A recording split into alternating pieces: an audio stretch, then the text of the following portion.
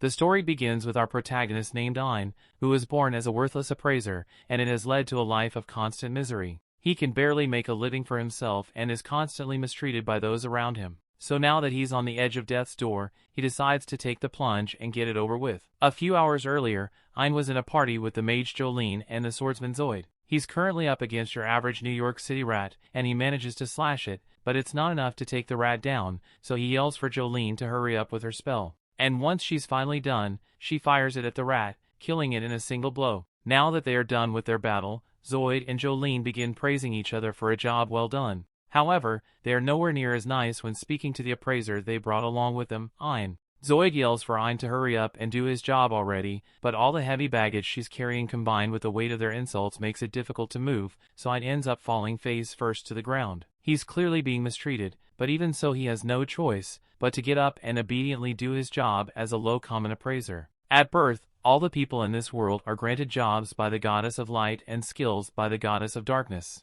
By honing these skills, one can gain a multitude of abilities and powers. However, jobs are passed down genetically, so they can never be changed. These jobs are divided into tiers: rare, high common, and low common. And as you can see, low common is bronze tier trash, so most people with this class are stuck as peasants or merchants. Ein's parents used to own a small appraisal shop to support the family, but they both tragically died when Ein was young, so he was left to fend for himself. That's how he ended up becoming an unglorified pack mule for these two, and even though he hates working for them, he's got no choice. He uses his appraisal skill on the rat they killed and finds out that it's an F-rank rat, so it's pretty much worthless. Although its tooth is D-rank, so it's valuable enough for Ein to pick up. He tries to pry the rat's mouth open so he can remove the tooth, but that jaw isn't budging, so this is going to take a while. Zoid and Jolene are starting to get impatient since Ein is taking so long, so Ein asks them for a little help so he can get the rat's mouth open quickly. However, Zoid is offended that Ein would even dare to ask for help, so he throws a rock at him and tells Ein that he's worthless. Ein glares at Zoid with rage in his eyes for what he just did. But unfortunately, Ein doesn't have the strength to back that rage, so Zoid just kicks him across the floor and Ein is forced to apologize and beg for mercy. Zoid doesn't feel like beating Ein up anymore, so he gets back to work trying to pry the rat's jaws open, while Jolene and Zoid mock him for being a filthy trash collector. They really enjoyed making fun of him, and they know he can't do anything about it since there aren't any jobs for an appraiser like him. If someone wanted to figure out the value of an item, they could easily go to the guild and have it appraised with a magic item. So low-level appraisers like Ein are totally obsolete. Ein heard everything those two just said about him, and he knows they are right. His appraisal skill is practically worthless, so the only job he can get is scavenging parts for jerks like Jolene and Zoid. As soon as Ein has stored the tooth in his bag, Zoid reminds Ein that the only reasons they even agree to have him in their party is because Zoid gates touch and gross stuff like that, so he had better learn his place and behave like a good trash boy. Life dealt Ein a bad hand, but he's got to do whatever it takes to survive in this world, even if it means he must suffer at the hands of those two.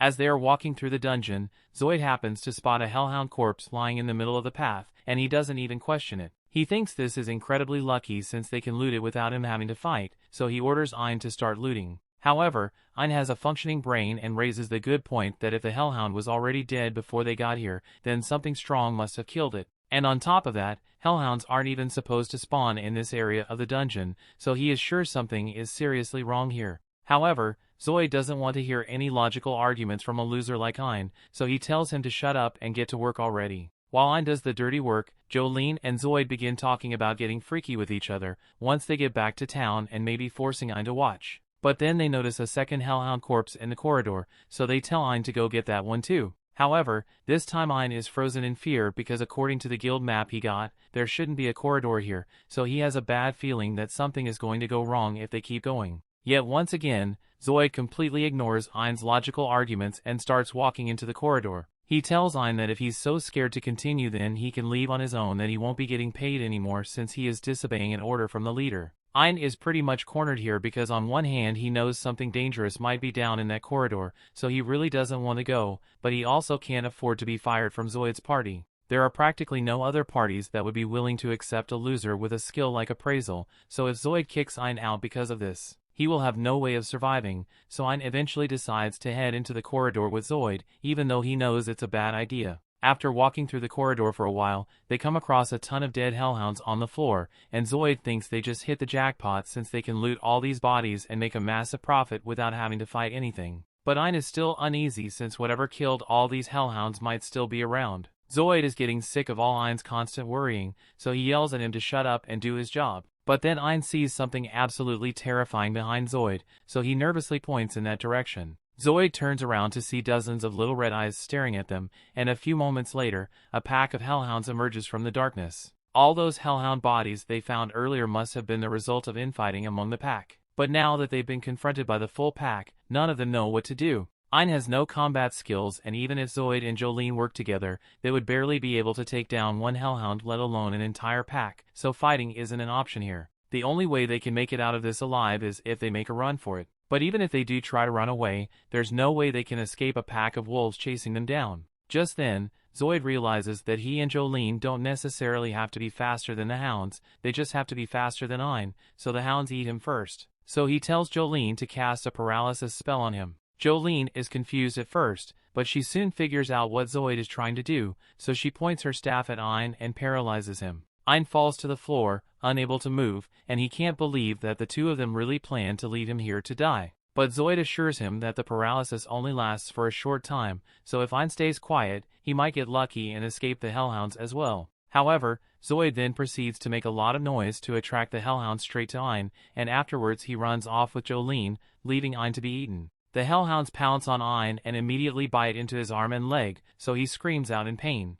But all the pain from being mauled caused the paralysis to wear off, so Ein can once again move and grabs a nearby rock to get the hellhounds off him. He then throws his backpack at them, and while it may not have done any damage, the food inside the backpack was enough of a distraction to buy him some time, so he slowly limps away from the hounds. But unfortunately he discovers that Zoid and Jolene had blocked off the exit, so there really is no way for him to escape. He doesn't have much time before the hounds come after him again, so Ein spots another corridor and starts heading straight for it. But to his dismay, this corridor leads to a massive dead end. All hope seems to have been lost for Ein since he has nowhere to run and he can hear the dogs closing in on him by the second. If he is going to die regardless, Ein would rather fall to his death than be eaten alive by those monsters. Till now, he has always blamed his failures on his trash appraisal job, but now he realizes he never actually tried to overcome the challenges he faced because of his job. But even if he realizes that now, it's too late for him to change anything. A loud thud is heard as Ein's body hits the ground, but while he most certainly died on impact, he happened to land right on top of a tree.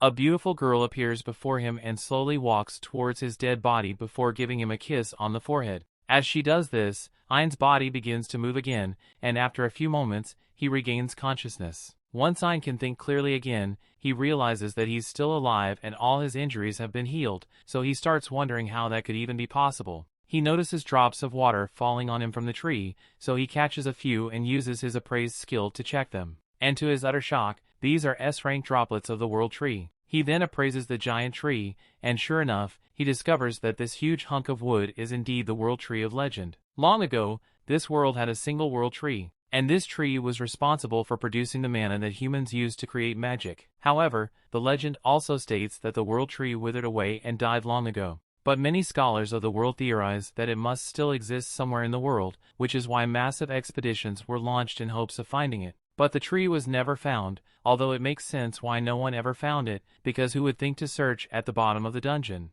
He realizes that the tree must have brought him back to life, so he thanks it, and as he does so, he hears a girl's voice, but there's clearly no one else here, so it must have been his imagination. Moving on, Ein is glad he survived the fall, and this place seems pretty safe since there are no monsters here, but he needs to think about how he's going to get himself back to the surface. Zoid and Jolene obviously aren't going to call anyone to save Ein. Plus, there's no food here, so he will starve if he doesn't make it back home soon. He heads for the exit, but before he leaves, he once again thanks the tree for saving him. This place obviously isn't on the guild map, so Ein has no idea what to expect from this place. The enemies here are bound to be stronger than those hellhounds that nearly killed him, so he's scared, but he has no choice but to go. He's done making excuses for himself and plans to do whatever it takes to survive, no matter how hard it may be. Ein walks out into the dungeon, but to his surprise, he's been walking for a while now and there are still no signs of any monsters. He's honestly relieved since that means he won't have to fight, but suddenly Ein feels a gust of wind near his face.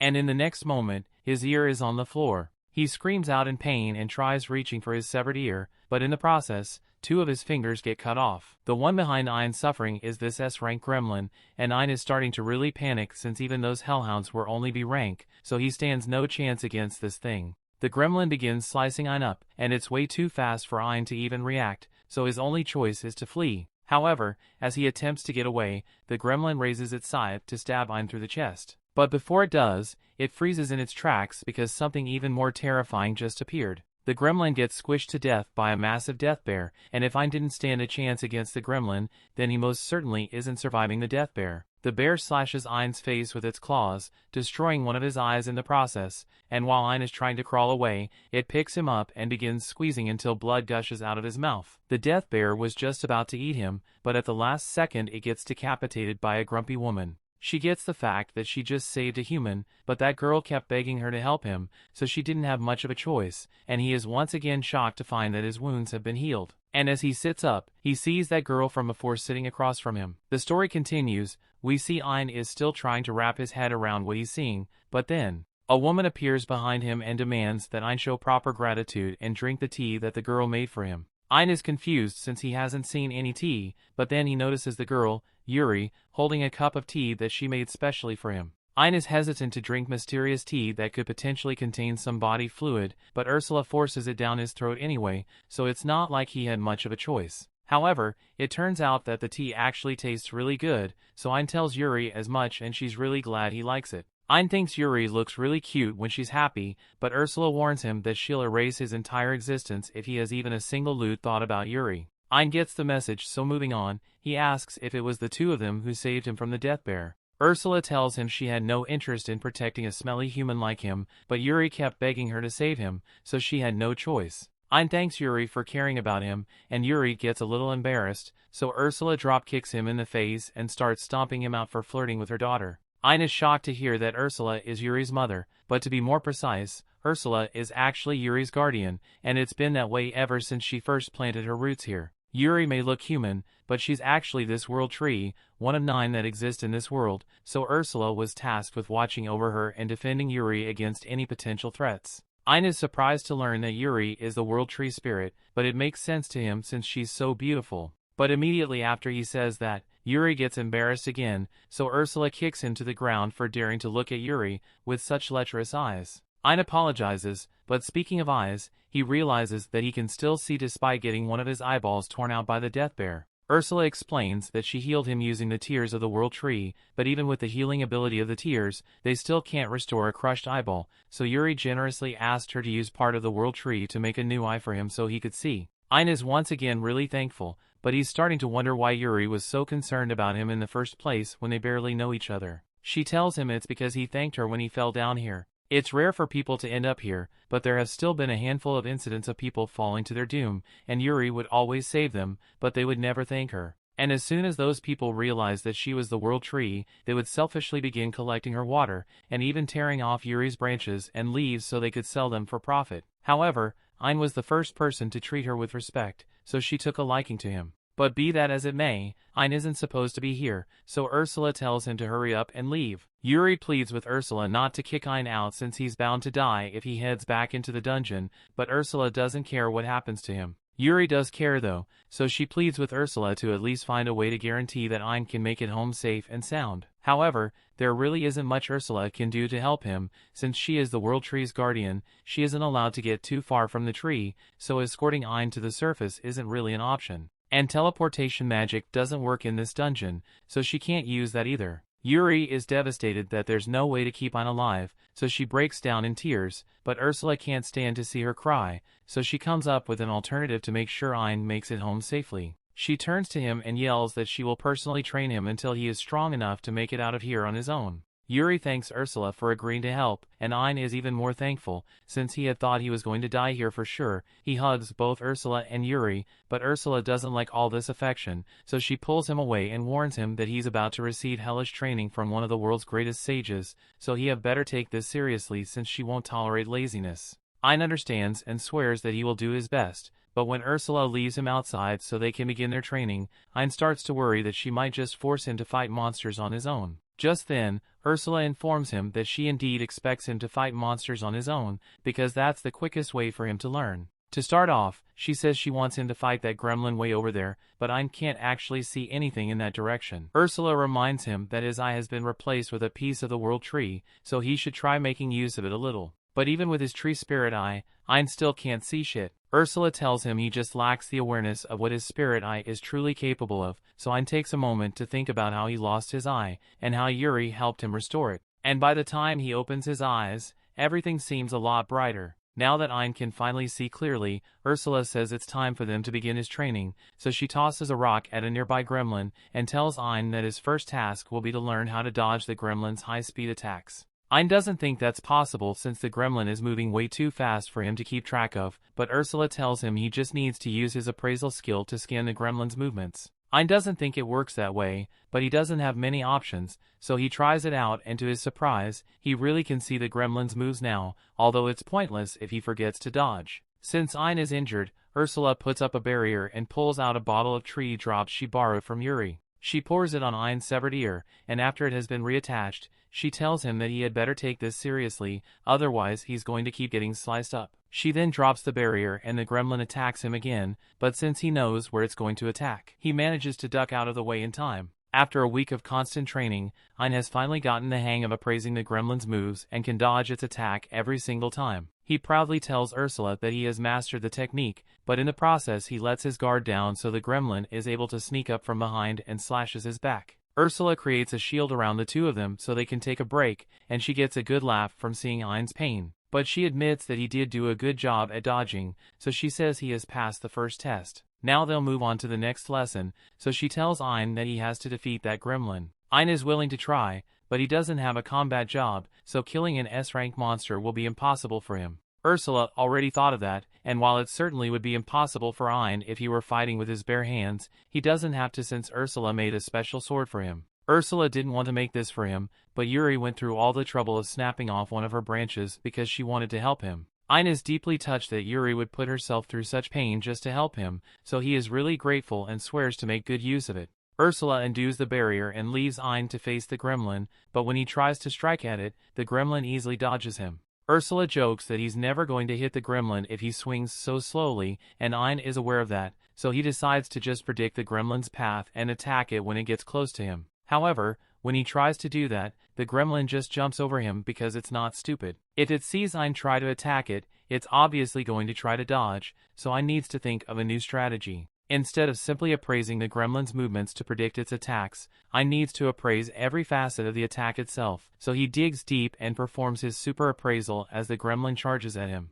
As he does this, the gremlin seems to freeze in time. But in reality, Ein is just seeing it move in slow motion since his eye is appraising it at such a high speed. And with such a clear view of the gremlin's movements, Ein is easily able to prepare himself and whack it in the face, finally defeating it. Ein is really happy that he just defeated his first monster, but Ursula reminds him that now isn't the time to be celebrating since he's just getting started. For the next part of their training, she tells Ein that he has to defeat over a dozen more gremlins, and Ein is confident that he can handle it, so he gets right to work. After several hours of fighting, Ein is finally done taking out all the gremlins, so he turns to Ursula, expecting to be praised. But she says this much should be normal for someone who can harness the power of a world tree. With that said, Ein has been making steady progress so far, so she thinks he is ready for the next step. She tells him to appraise the gremlin's ability and make it his own, but Ein doesn't understand what she means since appraisal only shows him information about skills. Ursula points out that humans learn skills through constant practice, and with his spirit eye, Ein should be able to see not only the information of the skill, but also receive all the experience that comes with it. With this method, it is possible for him to learn a skill instantly, so he decides to try it out and appraises the gremlin's skills. Just then, Ein gets a massive headache as a ton of information rushes into his head all at once. He falls to his knees in pain, but once the headache finally subsides, he acquires the gremlin's high-speed movement skill. He still finds it hard to believe that he learned a skill so quickly, so he decides to test it a little and takes off running down the dungeon hall. Ein is amazed by how fast he's moving, since he's way quicker than he used to be, but there's just one problem. His body isn't used to running at this speed, so after a few seconds, every muscle fiber in his body is way torn to pieces. Ursula catches up to him and pours some of the teardrops to heal Ein's broken body. If his body can't handle all that force right now, then he's just going to have to keep practicing until he eventually adapts. Ein's muscle fibers keep tearing each time he runs, but thanks to the tears, Ursula just keeps healing him over and over,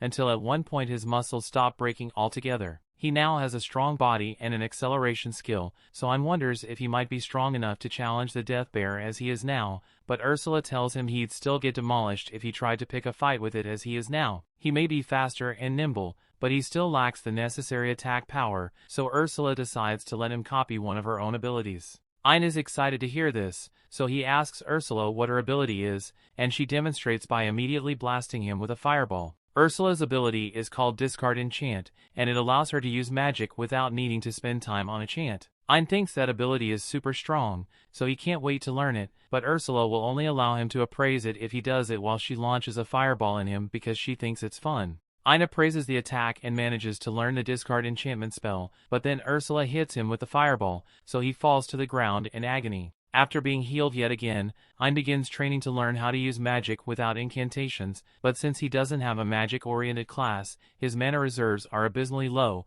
so he runs out of magic energy really quickly. Fortunately, whenever he is healed with the tears, it replenishes his mana and simultaneously increases his magic capacity a little, but he's going to have to keep practicing for a long time if he ever wants to master the technique. After half a month of magic training, Ein has learned how to cast mid-level magic and is now capable of shooting more than 1,000 fireballs simultaneously. With this, combined with his new skills and buffed appraisal ability, Ursula thinks Ein is finally ready to face another Death Bear. In all honesty, Ein is a little nervous about facing such a powerful monster on his own, but Ursula assures him that if he uses all the techniques she taught him, then he should easily be able to handle it. As Ein confronts the bear tries to slash him with its claws, but Ein appraises its movements and before it could hit him, he counters with a point-blank wing cutter spell. The spell does a lot of damage to the bear, but it ultimately isn't enough to kill it, so Ein begins firing fireballs and he keeps going until the bear falls over dead. That fight was way easier than Ein thought it would be,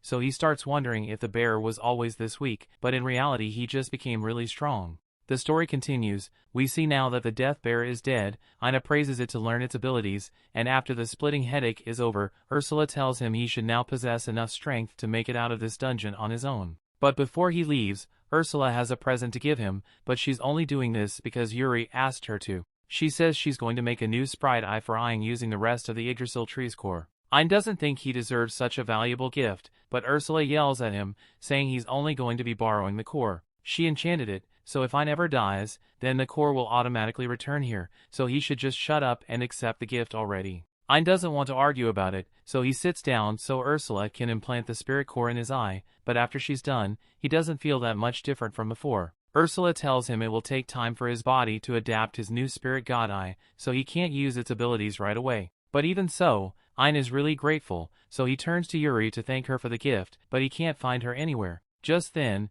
Yuri reappears in front of him, so Ein asks where she was, and she tells him she was in his eye a moment ago. With the World Tree core in Ein's eye, he now basically qualifies as the World Tree itself, so Yuri can freely enter and leave his eye whenever she wants. Yuri promises that she will be helpful to Ein since she can heal him whenever he gets injured, and Ein definitely likes the idea of getting to spend time with Yuri, but he asks Ursula if she's really okay with this. Ursula drop kicks him in the face and says she obviously doesn't want to entrust Yuri to a schmuck like him, but Yuri has been stuck here ever since the day she was born, so she has never gotten to see the world or had a friend. Ursula may not like him, but after all the time she has spent with him, she can at least tell that he's a good kid, so she wants him to go out there and show Yuri the world. Ein is honored that Ursula trusts him so much, so he swears to take care of Yuri no matter what, and Ursula is glad to hear that. Before Ein leaves, Ursula has a gift of her own that she wants to give him, so she asks him to stretch out his hand, and as he does so, she imbues it with some magic. Ein asks what this is, so she explains that it's an infinite storage spell, so as long as he has that mark, he can store any physical objects within it, and the first thing she wants him to store is this spirit sword she made for him. But before that, she stabs him in the eye. Ein falls to the floor in pain, so Yuri heals him, but just before his eye is completely healed, Ursula shows a philosopher's stone down his throat, and it replaces his right eye. Ein asks what that was all about, so Ursula explains that the philosopher's stone just established a permanent link between her and Ein, so now she can see everything he sees, so he had better not think about getting physical with Yuri. This is definitely going to be awkward for Ein, but that aside, he's all set, so it's about time he starts making his way out of the dungeon. Before they get going, Ein asks Yuri if there's anything she wants to do once they get to the surface, and after thinking about it for a bit, Yuri answers, saying she would like to see the rest of her family. Ein didn't know that Yuri had any family aside from Ursula, so Ursula explains that all the world trees that exist used to be part of one massive world tree.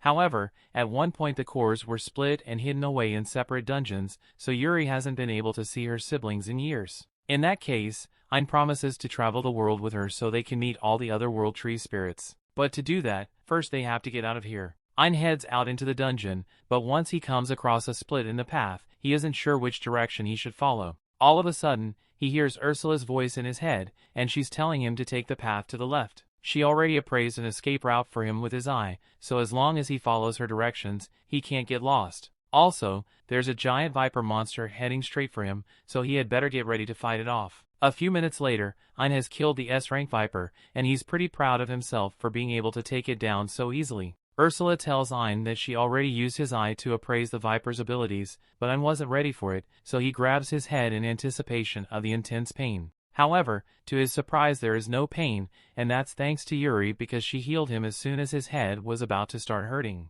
If Yuri can do that, then that means he won't have to suffer any more headaches when he appraises skills to learn them, so he thanks her for all her help. Ein eventually makes it to an ominous-looking door, and Ursula explains that this is where he will find the boss monster of this floor. Dungeons are pretty much living creatures that feed on the humans that die, and as such there is always a dungeon core and a dungeon boss to guard that core. The only way for Ein to get out of here is to defeat the dungeon boss and destroy the core, but Ein isn't sure if he has what it takes to do it. Defeating S-rank monsters is one thing, but a dungeon boss is supposedly several times stronger than any S-rank monster he has encountered so far. However, he refuses to back down because he is no longer the weak Ein who would helplessly run from death. He opens the doors to the boss room and finds the dungeon core on the other side of the room, but as he and Yuri are walking over to it, they trigger a summoning circle on the ground and cause a massive golem to spawn. This fight is going to be tough, so Ein asks Yuri to get back in his eyes so she doesn't get hurt, after which he begins charging at the golem. He dodges the golem's first strike with his speed boost, but he won't be able to dodge the second one,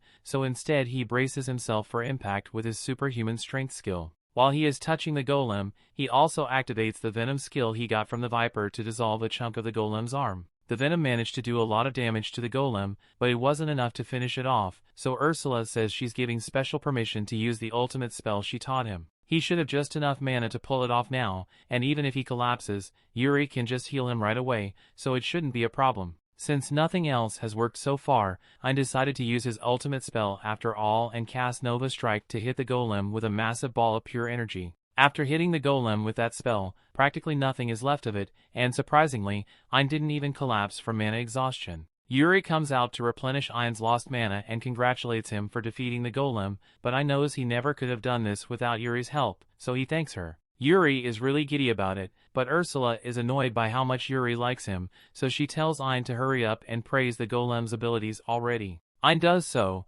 and once he's done with that, Ursula tells him that there's one more thing he needs to appraise, so she asks him to go over to the dungeon core. Ein does as instructed, and while he's appraising the core, Ursula appears next to him, which comes as a major surprise since Ein thought she could leave the world tree. Ursula confirms that she is still bound to the world tree, but since the entire world tree's core is in Ein's eye, his body is practically the world tree now, so she can teleport within a certain vicinity of him. That aside, this dungeon core operates similarly to his spirit core, so Ursula says she can use it to level up Ein's spirit god eye if he wants. Ein readily agrees to the proposal, so Ursula takes the dungeon core and puts it in Ein's eye to level him up to level 2. She then tells Ein that he can level his eye up more by conquering different dungeons and absorbing their cores. The three of them then leave the boss room and the door closes behind them, so they can no longer return. Ursula assumes this must be because they defeated the boss and took the core, so the dungeon is sealing itself off so it can recover. The hole that Ein fell through is also probably sealed now, and that's a good thing,